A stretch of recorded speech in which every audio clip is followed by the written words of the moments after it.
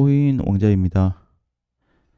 진짜로 왜 하필 여기만 오면 비트코인하고 이더리움은 반응을 했을까? 자, 이 포인트에 대해서 한번 짚어보겠습니다. 특히 비트 입장에서 시장 검토를 해보겠습니다. 왜 비트가 대장인데 항상 여기까지 오기는 하거든요. 여기까지 오기는 하는데 왜 여기를 부수지를 못할까에 대해서 한번 검토를 해보겠습니다. 그리고 지금 형태는 어디까지 내려왔고 지금 자리는 어디를 부수지 못하고 있는지, 이게 지금 과거 기준하고 너무 동일하거든요. 어제 내용에 이어서 두 번째 파트로 좀 보시면 될 것 같습니다. 이제 어제 종가 기준으로 장중에는 좀 변동성이 있었어요. 장중 하락이 1%까지 떨어졌고 상승은 0.8% 올라갔는데 다 밀리면서 지금 보합에 와 있습니다. 그래서 지금 시간이 40분밖에 안 남았기 때문에 보합 부근에서 마감이 될 것 같고요. 그럼 현재까지 밀린 거에 대해서는 아무런 특이사항이 없습니다. 정상적인 움직임이고, 우리가 이제 일봉으로 보게 되면 여기가 포인트가 되거든요. 25년 9월 달 여기를 자꾸 얘기할 수밖에 없어요. 지금은 이제 보면 8월 달인데 정확히 얘기하면 2026년 2월 달, 그죠? 그 다음에 여기 6월, 그 다음에 6월 말에서 7월, 총 3번에 거쳐서 바닥 따지기를 해줬거든요. 근데 여러분 이거 한번 생각해 보셨나요? 여기가 왜 안 깨질까요? 깨질 수 있잖아요. 그죠? 기준가가 여기라고 잡았을 때, 지지선이라고 했을 때, 기준가 지지선 내려오긴 했는데 이렇게 부수거나 아니면 부수고 나서 이렇게 올릴 수도 있잖아요. 근데 왜 여기를 부수지 못할까에 대한 포인트거든요. 이거를 제가 광어 2009년도부터 현재 26년도까지 약 15년 동안 비트코인의 어떤 횡보를 계속 추적해가지고 따라왔는데 5번이나 지켜주고 있습니다. 지켜주고 있어요. 지금도. 지금은 이제 사실상 6번째거든요. 그럼 과연 6번째가 안 깨질 거냐? 그러면 우리가 이걸 한번 고민해 볼 수 있어요. 첫 번째부터 5번 올 때까지 경제적인 부분을 다 반영시켰음에도 불구하고 여기에서 플러스 코인 시장에 대한 악재가 등장이 되었음에도 불구하고 경계선까지 내려왔을 때는 내려오기는 했지만 부순 이력이 없습니다. 자, 그러면 이제 이렇게 봐야 되겠죠. 그럼 지금은 어떻게 되냐? 그러니까 이제 중요 포인트는 이거예요. 왜 여기에서 스탑이 되어서 더 이상 못 빠지냐 이겁니다.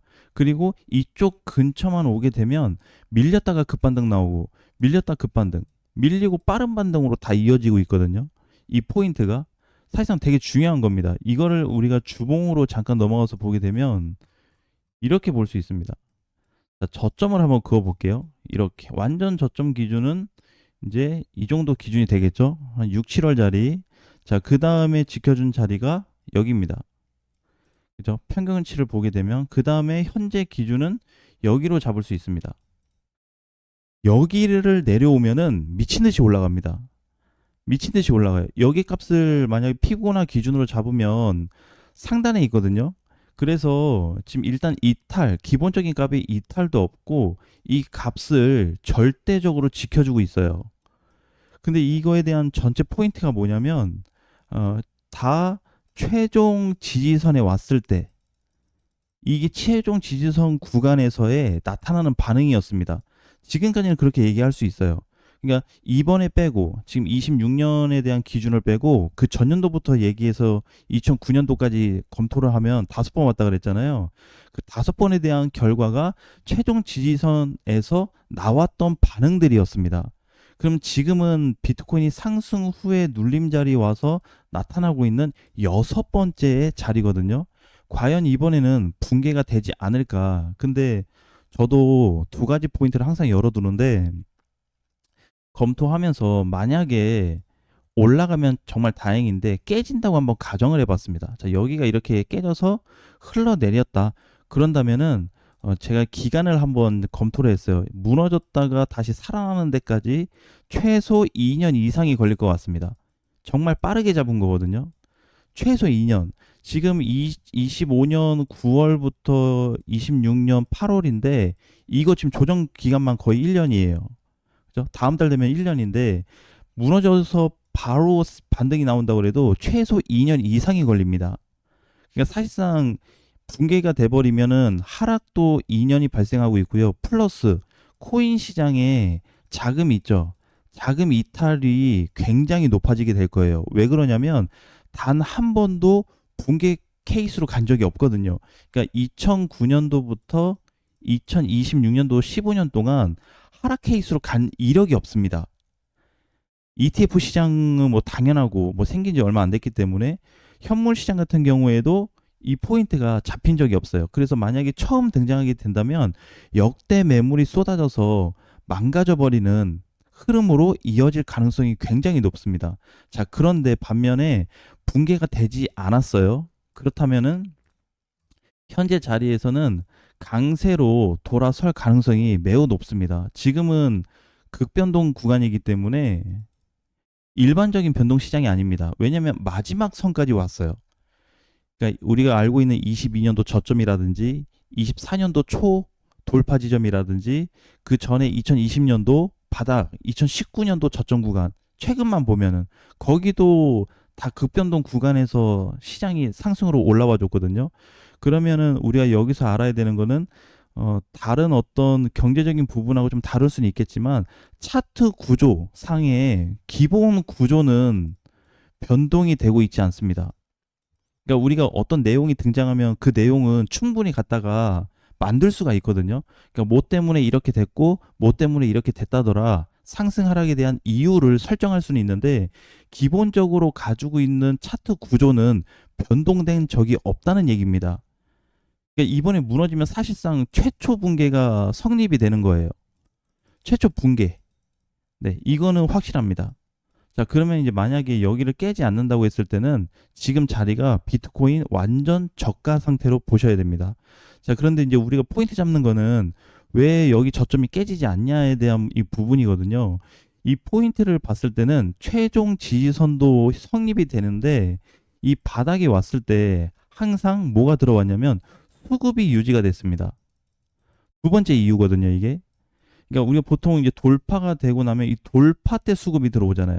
그래서 24년도 초 ETF 자금이 엄청나게 쏠렸을 때이기 때문에 이때는 자금 수급 자체가 유지성이 굉장히 높았고요. 현재 돌파 이후에 다시 지지선에 내려와서 깨지 않고 있다는 거는 관리를 해주고 있다고 보셔야 됩니다.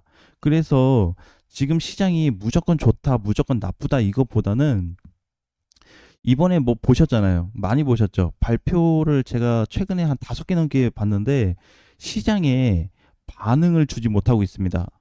자, 그렇다는 얘기는 차트 자체적인 움직임이 나타나고 있다고 봐야 돼요. 그래서 지금 자리에서 지켜줄 수 있는 포인트는 확실하게 세팅이 되어 버렸습니다. 그러니까 사실상 얘를 이제 주봉으로 안 보고 월봉으로 보게 되면 이제 이렇게 볼 수 있거든요. 자, 만약에 월봉상 기준으로 보면 24년도 8월 달이 하락이 컸잖아요. 그래서 저는 만약에 이번 시장이 붕괴가 된다고 한다면 49,000달러를 찍을 수 있다고 보고 있거든요. 그런데 제 기준에서는 49,000달러가 문제가 아니고 최소한의 59,000에서 58,000만 깨져도 살아남기 어려울 거다라는 관점입니다. 왜냐하면 여기 A자리 포인트가 붕괴가 되잖아요. 세개 중첩 붕괴가 되는 거예요. 그냥 단순하게 지지선 하나 깨졌다. 뭐 추세가 이게 아니고 이 결정적인 포인트에 이 여러 형태가 다 중복이 돼 있거든요, 여기에. 그러니까 이거를 24년도에 힘있게 받아서 올려놨는데 이거 한 번에 부순다는 얘기예요. 그렇다는 얘기는 여기를 바닥으로 만들 수는 있겠지만 다시 A 포인트 자리를 통과해서 돌파할 가능성은 사실상 희박하다라고 볼 수밖에 없습니다. 확률적으로. 그 얘기는 결국 포인트는 핵심은 수급 구조를 갖추고 있다는 거죠. 수급 구조. 누구? 세력.